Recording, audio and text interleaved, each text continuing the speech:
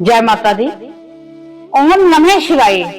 आज हम भगवान शिव को प्रसन्न करने हेतु भगवान शिव को अति प्रिय ग्रंथ श्री शिव पुराण की कथा को श्रवण कर रहे हैं, जिसमें हम रुद्र संहिता तृतीय पार्वती खंड के आज 5वें अध्याय को श्रवण करेंगे और भगवान शिव का विशेष आशीर्वाद प्राप्त करेंगे।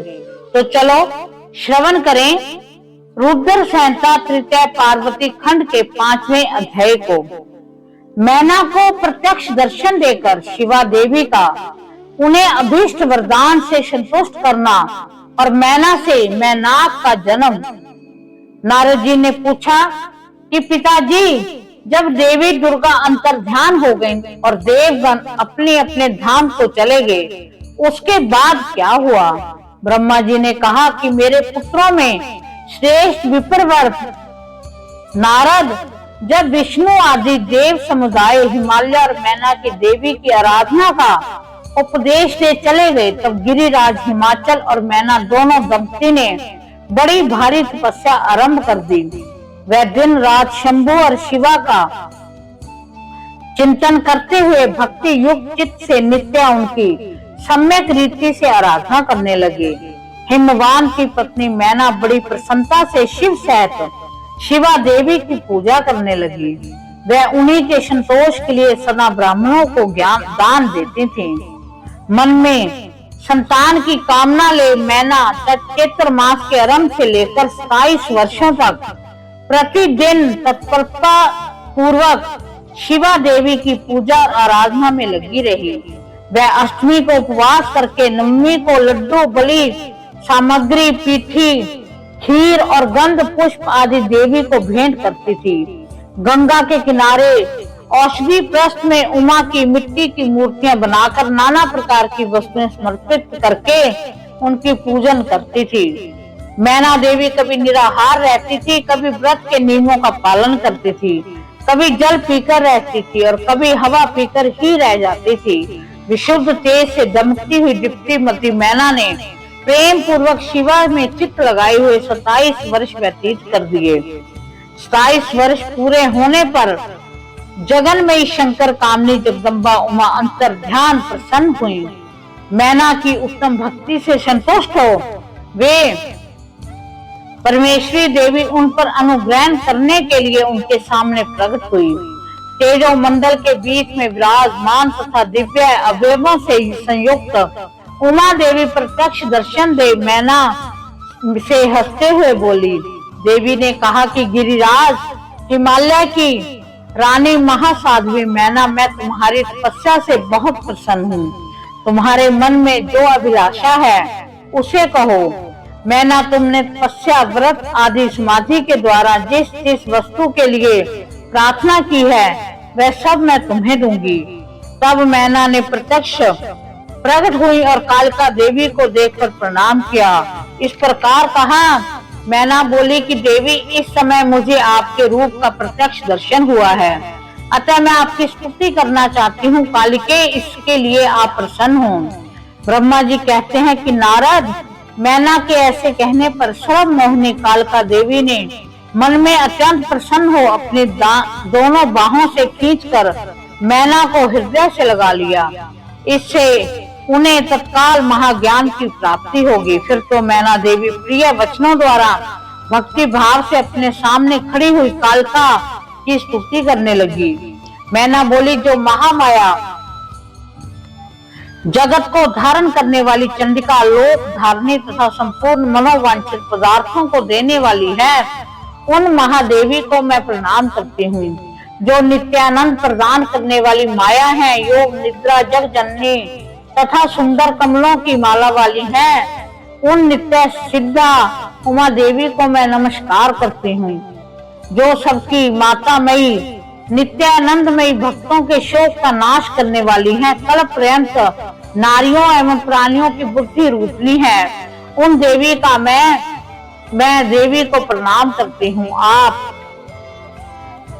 यतियों के अज्ञान में बंधनों के नाश की हेतु भूता ब्रह्म विद्या है, फिर मैं वर्णन कैसे कर सकती हूँ। अर्थवेद की जो हिंसा है वह आप ही हैं देवी। सदा आप हमें अभीष्ट फल को प्रदान कीजिए। भावहीन तथा अदृश्य पंचभूतों के आप ही शाश्वत संयुक्त करती हैं। आप ही उनकी शक्ति है। आपका स्वरूप नित्य है। आप समय समय पर योग मुक्त एवं समर्थ नारी के रूप में प्रकट होती हैं।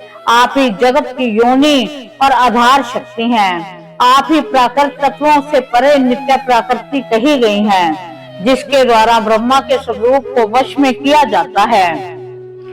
वह नित्य विद्या आप ही हैं। आज मुझ पर प्रसन्न होइए। आप ही अग्नि के भीतर व्यापक उस दाहिका शक्ति भी आप ही हैं। सूर्य की किरणों में स्थित प्रकाश विकास शक्ति है, वह भी आप ही हैं। ऐसी आप चंडी देवी का मैं स्तवन और वंदन करती हूँ। आप स्त्रियों के बहुत प्रिय हैं।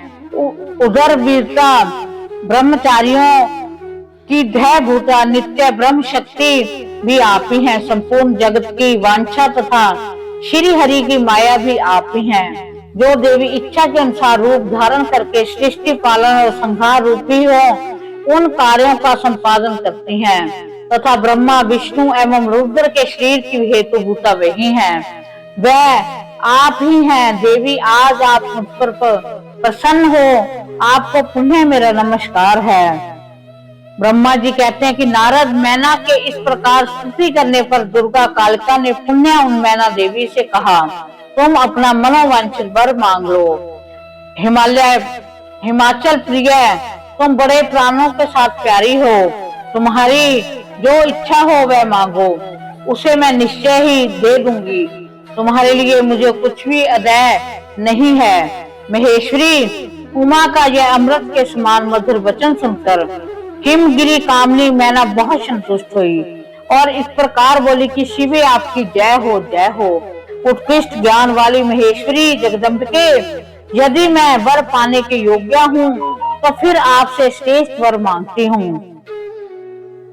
पहले तो मुझसे 100 पुत्र हों, उन सब की बड़ी आयु हो, वह बल पराक्रम से युक्त तथा रिद्धि सिद्धियों से संपन्न हो। उन पुत्रों के पश्चात मेरे एक पुत्री हो जो स्वरूप और गुणों से सुशोभित होने वाली हो। वह दोनों कुलों को आनंद देने वाली हो तथा तीनों लोकों में पूजनीय हो। जगदम्बिके शिवे, आप ही देवताओं का भी कार्य सिद्ध करने के लिए मेरी पुत्री तथा रुद्र देव की पत्नी हुई और तदनुसार लीला कीजिए। ब्रह्मा जी कहते हैं कि नारद मेनका की ये बात सुनकर प्रसन्न हृदय देवी उमा ने आप उनके मनोरथ को पूरा करने के लिए मुस्कुराकर कहा कि देवी बोली कि पहले तुम्हें 100 बलवान पुत्र प्राप्त होंगे। उनसे भी एक सबसे अधिक बलवान का प्रधान होगा जो सबसे पहले उत्पन्न होगा। तुम्हारी भक्ति से संतुष्ट हो, मैं स्वयं तुम्हारे यहाँ पुत्री के रूप में अवतीर्ण हो जाऊंगी। समस्त देवताओं से सेवित हो, उनका कार्य सिद्ध करूंगी। ऐसा कहकर जगदात्री परमेश्वरी कालिका शिवा मेनका के साथ देखते देखते वही अदृश्य हो गई। तात महेश्वरी से अभीष्ट वर पाकर मैना को भी अपार हर्ष हुआ। उनका तपस्या जनक सारा क्लेश मिट गया और मुने फिर काल क्रम में मैना के गर्भ रहा। वह प्रतिदिन बढ़ने लगा। समय अनुसार उसने एक उत्तम पुत्र को जन्म दिया जिसका नाम मैनाक था। उसने समुद्र के साथ उत्तम मैत्री बांधी। वह अद्भुत पर्वत नगवधुओं के उपभोग का स्थल बना हुआ था।